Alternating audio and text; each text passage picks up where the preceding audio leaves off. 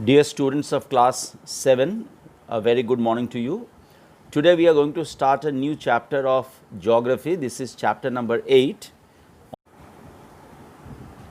तो अफ्रीका के कोस्ट से अंदर जा पाना, अफ्रीका के अंदर के हिस्से तक जा पाना बहुत ही ज़्यादा डिफ़िकल्ट काम था। इसीलिए 19th सेंचुरी तक बाहर के दुनिया अफ्रीका की बारे में, विशेषतः अफ्रीका के अंदर के पार्ट के बारे में, अंदर वाले हिस्से के बारे में बहुत ज़्यादा कुछ दुनिया को पता नहीं था। इसीलिए अफ्रीका को डार्क कॉन्टिनेंट कहा जाता था। एक तो देखो, नॉर्थ में सहारा डेजर्ट था, उसके बाद बहुत सारे घने जंगल थे, और अफ्रीका में भयंकर there were lots of diseases that were caused in Africa. Tropical बहुत सारे अलग अलग तरह की बुखार होते थे अफ्रीका में, जिससे लोग मारे जाते थे। और सबसे बड़ी बात है कि अफ्रीका का कोस्ट जो है, इस कोस्टल रीजन में बहुत कम जगह हैं where there are good harbours, मतलब जहाँ पे जहाज़ सही तरह से भिड़ सकता है, रुक सकता है।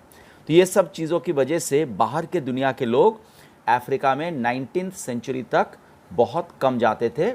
इसी वजह से अफ्रीका को डार्क कॉन्टिनेंट कहा जाता था।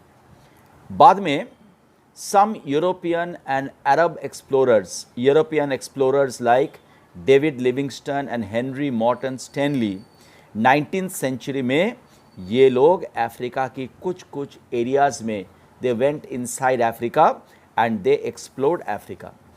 Exploration of the continent was followed. देखो, जब अफ्रीका एक बार एक्सप्लोर हो गया, धीरे धीरे यूरोप के लोगों को पता चलने लगा कि अफ्रीका में क्या है। तो इसके बाद क्या हुआ, great Britain, France, Germany, Belgium, Italy, Spain और पोर्टुगल जैसा यूरोप के जो पावरफुल ताकतवर कंट्रीज़ है, वो अफ्रीका पहुँचे और अफ्रीका के अलग अलग हिस्सों पर वो कब्ज़ा कर लिया। This is called colonisation. मतलब ये जो यूरोप के ताकतवर देश है, ये अफ्रीका की अलग अलग जगहों पर अपना कॉलोनी बनाया और अफ्रीका की अलग अलग जगह को अपने कब्ज़े में कर लिया। इट वॉज, क्यों अफ्रीका इन लोग आए? क्योंकि अफ्रीका में डायमंड आविष्कार हुआ। In the 19th century Africa के कॉन्टिनेंट में डायमंड आविष्कार हुआ। डायमंड के अलावा कुछ दूसरे भी कीमती चीज़ें जैसे gold and some other mineral resources भी अफ्रीका में आविष्कार हुआ। तो इन्हीं के लालच में यूरोपियन कंट्रीज़ जो है, अफ्रीका का ये ह्यूज कॉन्टिनेंट के जो वेल्थ है, diamond and all other resources, इसको अपने कब्ज़े में लाने के लिए यूरोप के बड़े बड़े देश अफ्रीका की अलग अलग हिस्से को अपने कब्ज़े में कर लिया।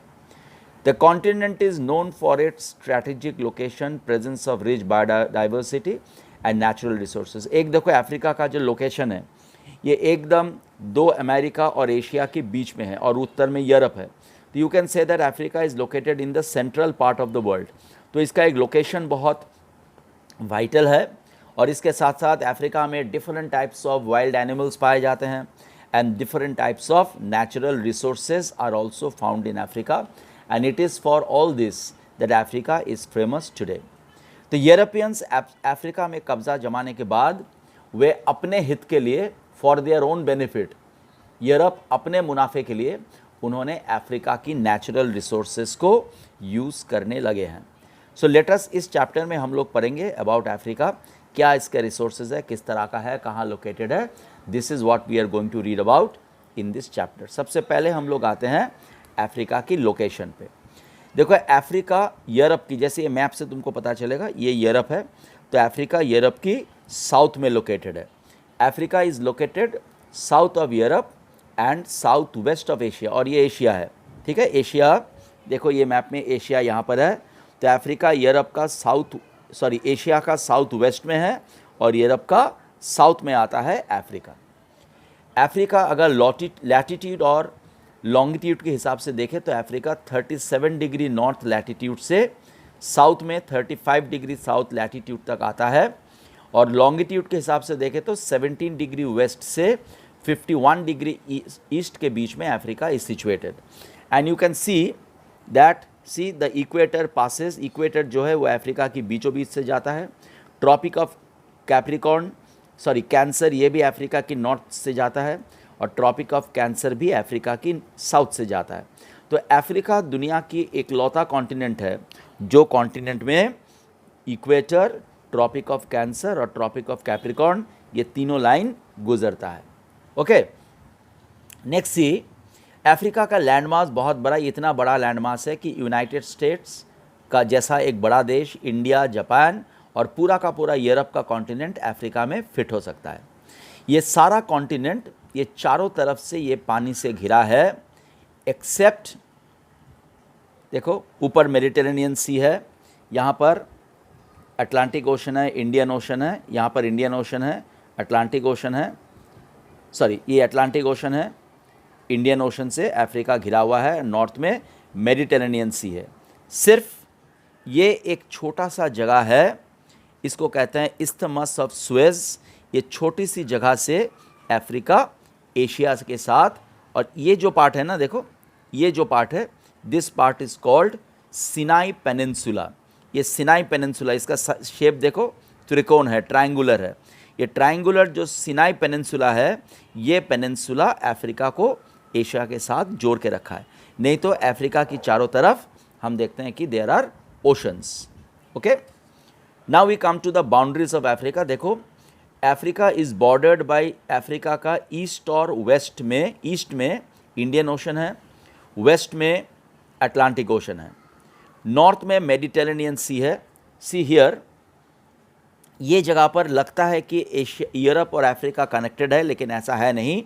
यहाँ पर एक बहुत ही नैरो वाटर का पैसेज है जिसको कहते हैं स्ट्रेट ऑफ जिब्राल्टर। स्ट्रेट क्या होता है? Strait means a part of the sea, a narrow part of the sea, जिसके दो तरफ लैंड है। तो ये एक narrow part of the sea है जिसको कहते हैं स्ट्रेट ऑफ जिब्राल्टर। ये स्ट्रेट ऑफ जिब्राल्टर अफ्रीका को यूरोप से अलग करके रखा है और मेडिटेरेनियन सी को अटलांटिक ओशन के साथ जुड़ा हुआ है। ठीक है। While the Strait of Bab el-Mandeb separates Africa from Asia, देखो यहाँ पर एक पतला जगह है, this is strait of Bab el Mandeb. अगर ये छोटा सा स्ट्रेट नहीं होता तो अफ्रीका एशिया के साथ जुड़ा होता। तो ये strait of Bab el Mandeb Africa को एशिया से अलग करता है और स्ट्रेट ऑफ जिब्राल्टर एशिया को, अफ्रीका को यूरोप से अलग करता है। Okay, Africa is linked to the continent of Asia. जैसे थोड़ा देर पहले कहा कि देखो ये जगह पर ये सुएज कनाल है, स्ट्रेट ऑफ सुएज। ये इस्थमस ऑफ सुएज जो है, ये इस्थमस ऑफ सुएज अफ्रीका को एशिया से जुड़ता है। अब देखो ये जो जगह है इस्थमस ऑफ सुएज, इसका होने की वजह से पुराने ज़माने में, देखो ये मैप से मैं बता रहा हूँ, यहाँ पर जो इस्थमस ऑफ सुएज है, ये इस्थमस ऑफ सुएज होने की वजह से यूरोप से कोई भी जहाज़ को अगर एशिया आना पड़ता तो उनको अटलांटिक ओशन से होते हुए ऐसा घूमकर अफ्रीका की साउथ से इतना लंबा सफ़र भर के फिर एशिया घूमना पड़ता। लेकिन बाद में क्या हुआ, ये देखो ये जो इस्थमस ऑफ सुएज है, यहाँ पे एक कनाल खोद दिया गया है। फ्रांस और इंग्लैंड ने मिलकर रेड सी को मेडिटेरेनियन सी के साथ जोड़ता हुआ एक कनाल खोदा है। इस कनाल का नाम है सुएज कनाल। तो अब ये कनाल की वजह से यूरोप से कोई भी जहाज़ मेडिटेरेनियन सी से होते हुए सुएज कनाल को पार करके रेड सी से होते हुए आसानी से एशिया तक पहुंच सकता है। अच्छा, अब अगर हम अफ्रीका का पॉलिटिकल मैप देखें तो हम देखेंगे कि अफ्रीका में, देखो ये अफ्रीका का पॉलिटिकल मैप है। बहुत सारे छोटे छोटे देश अफ्रीका में हैं, छोटे देश और उनके पॉपुलेशन भी छोटे। तो अफ्रीका की वेस्ट, तंजानिया की कैपिटल क्या है? तंजानिया का capital of Tanzania is Dodoma. And then you have South Africa, जो अफ्रीका की शायद सबसे रिचेस्ट कंट्री ऑफ अफ्रीका है, इसकी कैपिटल है Cape Town. So these are some of the important countries of Africa. तुम्हारे बुक में पेज नंबर 95 और 96 में अफ्रीका की कैपिटल कंट्रीज़ की एक लिस्ट दिया हुआ है, so you can look at it. देखो, now we will come to the physical divisions of Africa. मतलब प्राकृतिक रूप से पहाड़ कहाँ है, प्लेन कहाँ है, प्लेट्यूज कहाँ हैं, इस हिसाब से अफ्रीका में हमें क्या क्या दिखने को मिलता है। See, study the map showing the main physical features of the continent. Africa mostly comprises the stable plateau with a variation in height in different parts of the continent. तो अफ्रीका को फिजियोग्राफी के हिसाब से हम 4 भाग में बांट सकते हैं, the plateaus and basins, the fold mountains, the rift valleys and the deserts. तो सबसे पहले देखो हम आते हैं यहाँ पे एक चार्ट दिया हुआ है। अफ्रीका के प्लेट्यूज में कौन कौन से हैं? The Drakensberg plateau, the East African plateau, the Ethiopian highlands and the Saharan plateau. Basins में आता है the Congo basin and the Chad basin. Fold mountain Africa की कौन सी है? The Atlas mountain. Rift valley क्या होती कौन सा है अफ्रीका का? The Great African Rift Valley. और 3 डेजर्ट है अफ्रीका में famous, Sahara desert, Kalahari desert और Namib desert. See most part of Africa comprise highlands in the form of plateau. देखो अफ्रीका का ज़्यादातर ज़मीन जो है वो ऊंचा लैंड है जो प्लेट्यू है। The plateau region extends from the Guyana coast in the west to Somalia in the east and from Sahara in the north to the Cape Province in the south. तो देखो ये जो Africa का plateau region है, this entire part, देखो ये I take you to the main map, अब ज़्यादा समझ में आएगा। देखो अफ्रीका का प्लेट्यू रीजन यहाँ से शुरू होता है, okay, it starts from here. और ये जो एंटायर एरिया है यहाँ तक, ये जो पूरा एरिया है, this entire area is a plateau region, okay. ये सहारा डेजर्ट है, तो सहारा डेजर्ट का साउदर्न पार्ट से लेते हुए ये जो पूरा this area, this entire area is a plateau region, okay okay. The height of the, ये प्लेट्यू का जो हाइट है वो 2000 से 4000 फीट के बीच में है, कुछ कुछ जगहों पे 2000 फीट, तो ये काफ़ी हाई प्लेट्यू है, 2000 से 4000 फीट के बीच में है। The Drakensberg mountain of South Africa represent the steep edge of the plateau in the south. देखो साउथ में, सबसे साउथ में जो प्लेट्यू आता है वो है Drakensberg mountain. The East African plateau, Kenya में जो प्लेट्यू है उसका नाम है ईस्ट अफ्रीकन प्लेट्यू। ये कीनिया, तांजानिया और उगांडा में आता है। ये प्लेट्यूज भी देखो कहाँ पर है, Tanzania, look at C, Tanzania और कीनिया और इथियोपिया, सोमालिया, ये जो एरिया है यहाँ से ईस्ट अफ्रीकन प्लेट्यू। देखो ड्रैकेंसबर्ग प्लेट्यू यहाँ पर है, ड्रैकेंसबर्ग प्लेट्यू इज़ हियर।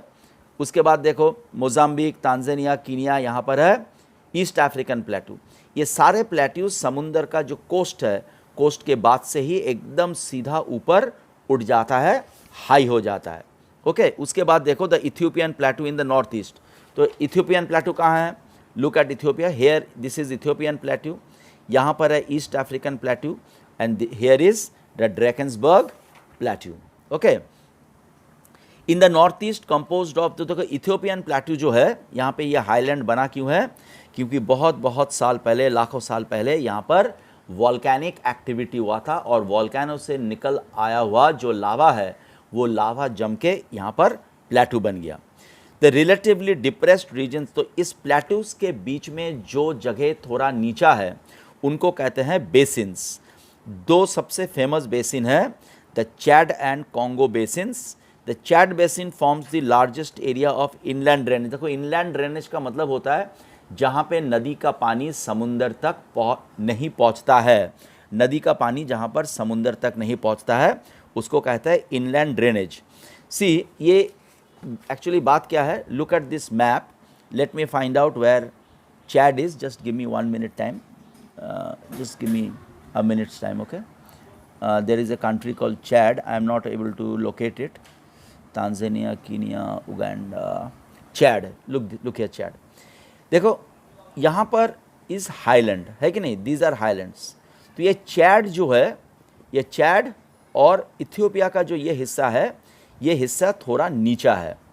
तो यहाँ पे बहुत सारे छोटे छोटे नदियाँ हैं, जो नदियाँ चूँकि चारों तरफ ऊंचा ज़मीन है तो नदियाँ सब चैड बेसिन के अंदर तक आता है। और इसके चारों तरफ और इथियोपिया के चारों तरफ हाईलैंड होने के वजह से इस नदियों की पानी समुंदर तक पहुंच नहीं पाते। तो यहाँ के नदियों की पानी चैड बेसिन के अंदर ही रहता है। तो चैड बेसिन जो है ये दुनिया का सबसे बड़ा इनलैंड रिवर बेसिन है। यहाँ पे एक बहुत बड़ी लेक है, इस लेक का नाम है लेक चैड।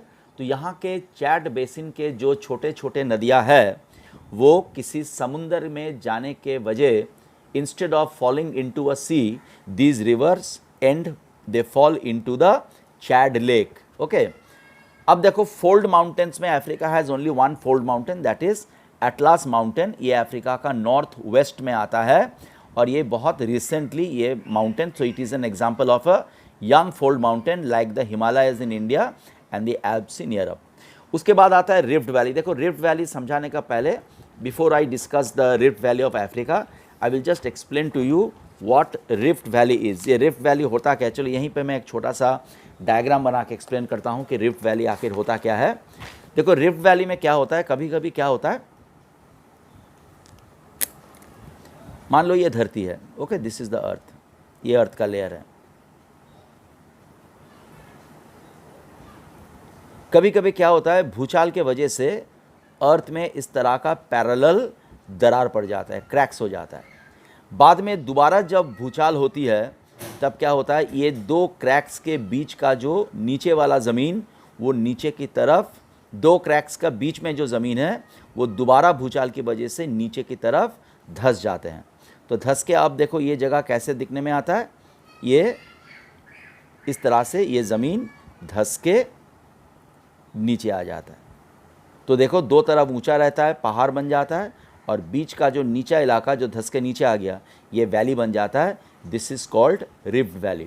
तो दुनिया का सबसे बड़ा जो रिफ्ट वैली है वो अफ्रीका में ही दिखने को मिलता है। See, let us read now, the most striking feature of the continent is the Great Rift valley of East Africa. देखो ये वाला जो है, ये पूरा जो एरिया है, it is a rift valley. Okay, ये पूरा एरिया नीचे धंस के ये रिफ्ट वैली बना है।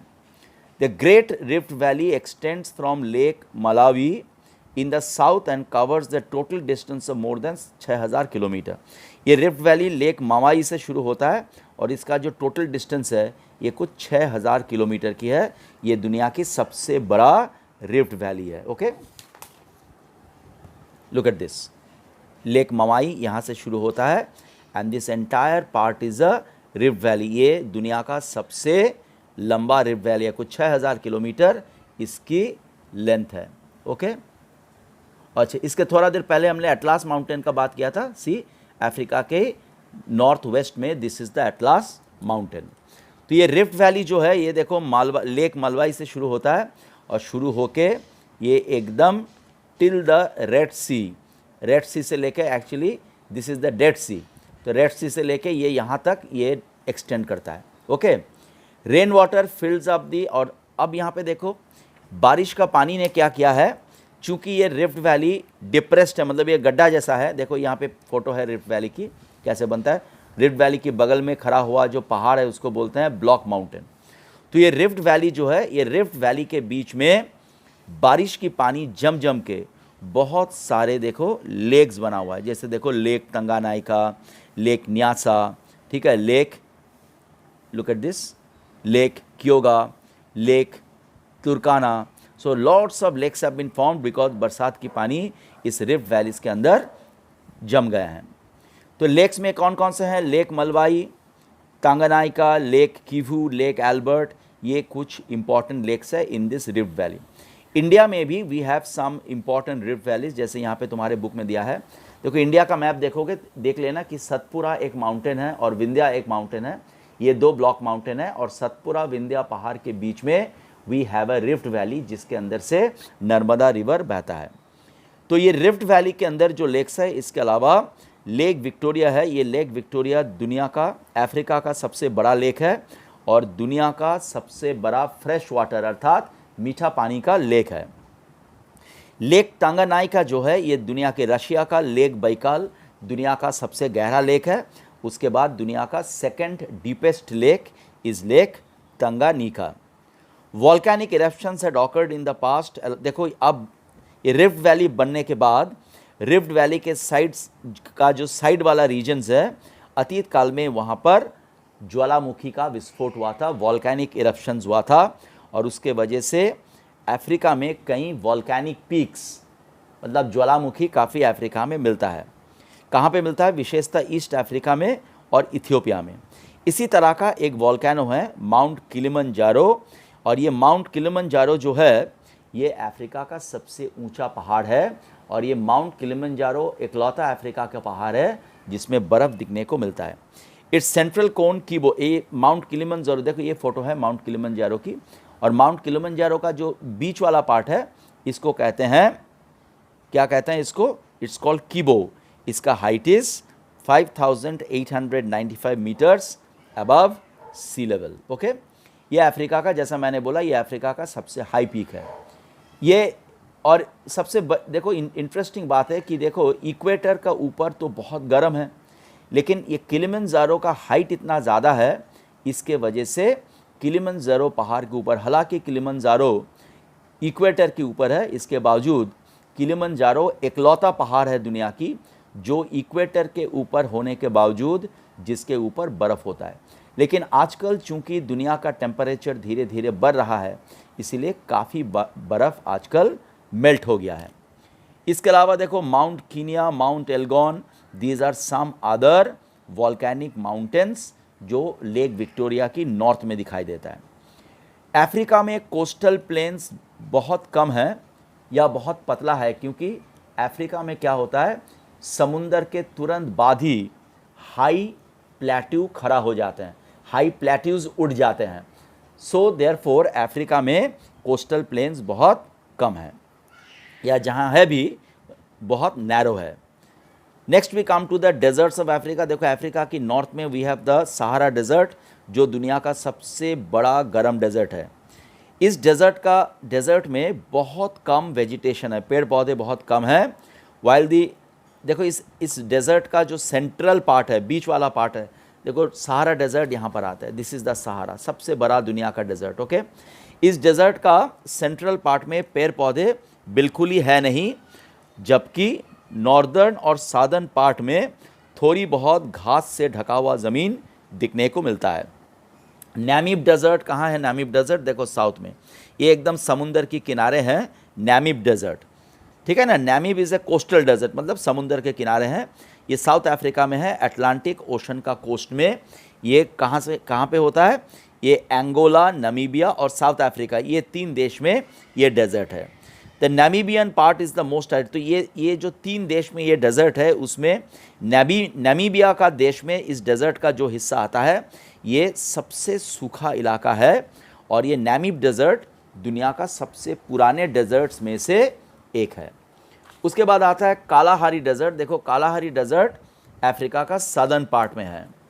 इट इंक्लूड्स ये कालाहारी डेजर्ट बोट्सवाना, नमीबिया और साउथ अफ्रीका, ये 3 देशों में आते हैं। ये desert is a semi arid, मतलब वो ये डेजर्ट में थोड़ा बहुत वेजिटेशन एंड वाइल्ड लाइफ, जंगली जानवर भी थोड़ी बहुत इस डेजर्ट में दिखने को मिलता है। अफ्रीका के दूसरे जो डेजर्ट है, सहारा डेजर्ट और नामीब डेजर्ट, वो जितने सूखे हैं उसके मुकाबले, उसके तुलना में कालाहारी डेजर्ट में पेड़ पौधे ज़्यादा दिखने को मिलता है, और काफ़ी वाइल्ड लाइफ भी कालाहारी डेजर्ट में मिलता है। ओके, नेक्स्ट सी, अफ्रीका की बड़े बड़े नदियाँ कौन कौन से हैं? अफ्रीका की सबसे बड़ा नदी है नाइल रिवर। ये नाइल अफ्रीका की सबसे बड़ी नदी है और दुनिया का भी सबसे लंबा नदी है। एक बार मैं मैप दिखा देता हूँ। देखो ये नाइल रिवर जो है ये शुरू कहाँ से होती है? It starts from, just 1 minute, I will show you where is lake Victoria, just give me a minute. देखो this is Nile river. The Nile river starts from here and it flows northwards. देखो Nile के 2 सबसे बड़ा tributary, one is white Nile और blue Nile. तो ये Nile river ये lake Victoria के आसपास से शुरू होकर ये उत्तर की तरफ बहता है, और इजिप्ट के अंदर से होते हुए सहारा डेजर्ट की ईस्टर्न पार्ट से होते हुए ये नॉर्थ की तरफ जाके मेडिटेरेनियन सी में ये रिवर ख़त्म होती है। ये दुनिया का सबसे लंबा रिवर है, river Nile. Okay, it drains into the Mediterranean Sea. It is the longest river in the world. इस रिवर के 2 सबसे इम्पॉर्टेंट ट्रिब्यूटरी है, White Nile and Blue Nile. The White Nile and the Blue Nile also flow from the south. ये 2 नदी भी south से बहते हैं, और खार्टूम जो इजिप्ट, सूडान की कैपिटल है, खार्टूम में आके ये दो नदी नाइल से मिलते हैं। इवन दो इट फ्लोज, देखो ये नदी जो है ये काफ़ी लंबा समय तक सहारा डेजर्ट के अंदर से गुजरता है, लेकिन फिर भी ये नदी में सारा साल पानी होता है, क्योंकि इस नदी की उत्पत्ति जहाँ पर होती है वो इक्वेटोरियल रीजन है, वो ट्रॉपिकल रीजन है, और वहाँ पर इस नदी की उत्पत्ति जहाँ पर होती है वहाँ पे सारा साल करीबन बारिश होता है, जिसके वजह से ये नदी रेगिस्तान से गुजरते हुए भी इस नदी में सारा साल पानी रहता है। नाइल के अलावा दूसरे जो अफ्रीका के इम्पॉर्टेंट रिवर्स है वो है Congo, Zambezi, niger, orange and Limpopo. Zambezi river के ऊपर एक बहुत फेमस फॉल्स है जिसका नाम है विक्टोरिया फॉल्स। ये बहुत खूबसूरत दिखने में है, और ये विक्टोरिया फॉल्स जाम्बिया और जिम्बाब्वे ये दो देश की बॉर्डर में आता है। तुम्हारे बुक में देखो विक्टोरिया फॉल्स की पिक्चर दिया हुआ है, तुम नेट में भी यूट्यूब में भी सर्च करके देख सकते हो। So it's a very big and very beautiful falls. So this is your chapter. इस चैप्टर से मैप पॉइंटिंग आएगा जो मैं कुछ दिन में अपलोड कर दूंगा। अब हम थोड़ा जाते हैं, let us go to the objective question see. अच्छा, एक चीज़ मैं पहले बता दूं, ये एक तस्वीर है, देखो ये क्या है, दिस इज़ कोका। ये कोका, ये ईस्ट वेस्ट अफ्रीका में घाना में ये कोका होता है। ये कोका से क्या बनता है, सब कोई बहुत पसंद करते हो, कैडबरी। दुनिया का सबसे बढ़िया कोका अफ्रीका में ही होता है और इससे कैडबरी बनता है। Okay, now see the African continent mostly consist of, Africa continent में सबसे ज़्यादा क्या है, large plateau. Nile river drains into, कहाँ पड़ता है, गिरता है Nile river, Mediterranean Sea. This is a coastal desert, तो अफ्रीका का एक कोस्टल डेजर्ट का नाम क्या है, नामीब डेजर्ट। अटलांटिक ओशन और मेडिटेरेनियन सी को जोड़ने वाला कौन है, strait of Gibraltar. Suez canal किसको जोड़ता है, रेड सी और Mediterranean Sea. A piece of land linking Africa to Asia, Africa को एशिया से कौन जोड़ता है, इस्थमस ऑफ स्वेज। एक काम करो इसको, हाँ ठीक है okay. The last country in the Africa का में कौन सा देश सबसे लास्ट इंडिपेंडेंट हुआ 2011 में, सूडान। एक्चुअली इसको सूडान नहीं लिखना चाहिए, we should write South Sudan. Okay, इसको लिखना चाहिए साउथ सूडान। नेक्स्ट देखो, the capital of the Arab Republic of Egypt, Egypt की कैपिटल क्या है, कायरो। अफ्रीका की लार्जेस्ट लेक क्या है, लेक विक्टोरिया। जाम्बेजी रिवर में जो वाटरफॉल है उसकी नाम क्या है, विक्टोरिया फॉल्स। दुनिया का लॉन्गेस्ट रिवर क्या है, नाइल। अफ्रीका की एक यंग फोल्ड माउंटेन का नाम क्या है, एटलास माउंटेन। दुनिया का सबसे बड़ा हॉट डेजर्ट का नाम क्या है, सहारा डेजर्ट। जो डेजर्ट अंगोला, नमीबिया और साउथ अफ्रीका में आता है उसका नाम क्या है, नामीब डेजर्ट। अफ्रीका का दो सबसे इंपॉर्टेंट ट्रिब्यूटरी क्या है, वाइट नाइल और ब्लू नाइल। और अफ्रीका का highest mountain is mount Kilimanjaro. तो ये हो गया objective questions. I will upload the question answers on your WhatsApp. Please complete this chapter. Thank you.